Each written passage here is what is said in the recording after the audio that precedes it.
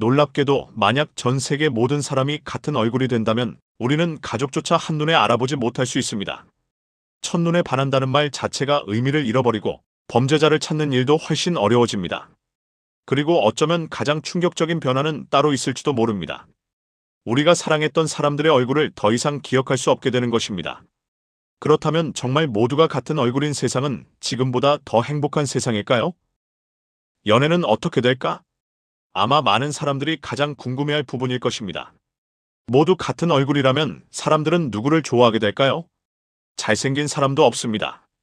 예쁜 사람도 없습니다. 모두 같은 얼굴입니다. 그렇다면 사랑은 어디서 시작될까요? 대화 방식일 것입니다. 성격과 가치관일 것입니다. 배려심과 유머 감각일 수도 있습니다. 지금보다 훨씬 더 내면이 중요해질 가능성이 있습니다. 첫눈에 반하는 사랑은 줄어들고 오랜 대화를 통해 사랑에 빠지는 경우가 많아질지도 모릅니다. 목소리가 새로운 얼굴이 된다. 여러분은 친한 사람의 목소리를 듣기만 해도 누군지 알 수 있습니다. 그 이유는 사람마다 목소리가 다르기 때문입니다. 모두 같은 얼굴이 된다면 사람들은 목소리를 통해 상대를 기억하기 시작할 것입니다. 지금의 얼굴이 담당하던 역할을 목소리가 대신하게 되는 것입니다. 전화 한 통만 받아도 누구인지 알아차리고 목소리만으로 호감을 느끼거나 신뢰를 판단하게 될 수도 있습니다. 어쩌면 미래에는 좋은 목소리가 지금의 잘생긴 외모만큼 중요한 가치가 될지도 모릅니다. 사람들은 오히려 더 개성을 추구한다. 많은 사람들은 모두 같은 얼굴이라면 세상이 비슷해질 거라고 생각합니다. 하지만 현실은 정반대일 수도 있습니다. 인간은 원래 남들과 다르고 싶어하는 존재입니다. 그래서 얼굴이 같아질수록 사람들은 더 강하게 자신을 표현하기 시작할 것입니다. 화려한 옷, 독특한 헤어스타일, 과감한 염색, 눈에 띄는 액세서리, 특별한 향수. 지금보다 훨씬 더 많은 사람들이 자신만의 개성을 만들기 위해 노력할 수 있습니다. 어쩌면 우리는 지금보다 훨씬 더 자신을 꾸미는 일에 집착하게 될지도 모릅니다. 인간의 뇌는 큰 혼란을 겪을 수도 있다. 여기서 흥미로운 사실이 있습니다. 인간의 뇌는 얼굴을 구별하도록 발달해 왔습니다. 우리는 수많은 사람들 속에서도 가족을 찾고 친구를 알아보고 사랑하는 사람을 단번에 발견합니다. 그만큼 얼굴은 인간에게 매우 중요한 정보입니다. 그런데 어느 날 갑자기 모든 얼굴이 같아진다면 우리 뇌는 사람을 구별하기 위해 다른 방법을 찾기 시작할 것입니다. 걸음걸이, 말투, 행동 습관. 지금은 무심코 흘려보내던 것들이 훨씬 중요한 역할을 하게 될 수 있습니다. 범죄 수사는 훨씬 어려워진다. 재미있는 일만 생기는 것은 아닙니다. 생각보다 심각한 문제도 있습니다.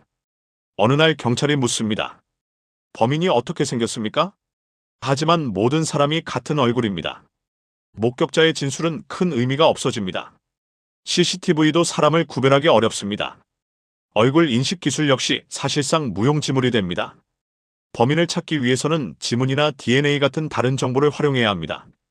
지금보다 훨씬 복잡한 사회가 될 가능성이 있습니다.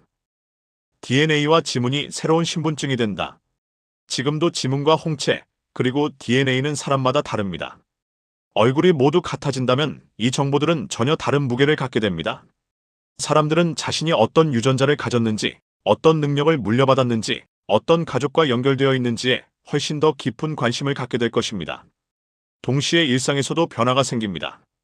얼굴 인식 대신 지문과 홍채, DNA 같은 생체 정보에 더 크게 의존하게 될 것입니다.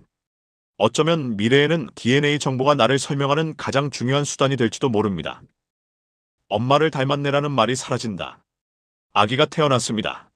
그런데 아기도 같은 얼굴입니다. 엄마도 같은 얼굴입니다. 아빠도 같은 얼굴입니다. 그러면 우리는 더 이상 이런 말을 하지 못합니다. 엄마 눈을 닮았네. 아빠 코를 닮았네. 할아버지랑 똑같네. 우리는 가족의 얼굴에서 서로의 흔적을 발견하며 기쁨을 느낍니다. 하지만 그런 경험은 사라질 수 있습니다. 우리가 서로의 얼굴에서 찾던 것은 어쩌면 닮음이 아니라 연결의 증거였을지도 모릅니다. 우리가 잃어버리는 가장 소중한 것, 우리가 지금까지 이야기한 변화들은 어쩌면 시작에 불과할지도 모릅니다. 여러분은 어린 시절 친구의 얼굴을 기억하고 있나요? 첫사랑의 얼굴은요? 이미 세상을 떠난 부모님이나 조부모님의 얼굴은요? 우리는 사람을 기억할 때 얼굴도 함께 기억합니다. 그 얼굴 속에 수많은 추억이 담겨 있기 때문입니다. 그런데 모든 사람이 같은 얼굴이라면 어떨까요? 첫사랑을 떠올려도 같은 얼굴, 어린 시절 친구를 떠올려도 같은 얼굴, 사랑하는 가족을 떠올려도 같은 얼굴입니다. 어쩌면 우리는 추억의 일부를 잃어버리게 될지도 모릅니다. 얼굴은 단순한 외모가 아니라 우리 기억의 일부인지도 모르기 때문입니다. 외모 차별이 사라지면 세상은 공평해질까? 많은 사람들은 이렇게 생각합니다. 모두 같은 얼굴이 되면 외모로 차별받는 일이 사라질 것이라고. 실제로 우리 사회에는 외모로 인한 차별이 깊숙이 자리 잡고 있습니다. 취업에서도 연애에서도 일상적인 대우에서도. 하지만 차별이 완전히 사라진다고 단정할 수는 없습니다. 인간은 원래 비교하는 존재입니다. 외모라는 기준이 사라지면 우리는 곧 다른 기준을 찾아낼 것입니다. 목소리가 좋은 사람과 그렇지 않은 사람, 말을 잘하는 사람과 그렇지 않은 사람, 더 좋은 유전자를 가진 사람과 그렇지 않은 사람. 어쩌면 차별의 형태만 바뀔 뿐 차별 자체는 사라지지 않을지도 모릅니다. 결국 우리가 오늘 이야기한 것은 얼굴에 대한 이야기가 아닐지도 모릅니다. 우리가 서로를 어떻게 기억하고 어떻게 사랑하며 어떻게 구별하고 차별하는지에 대한 이야기입니다. 우리는 얼굴을 보며 사람을 기억하고 얼굴을 보며 사랑에 빠지며 얼굴을 통해 수많은 추억을 쌓아왔습니다.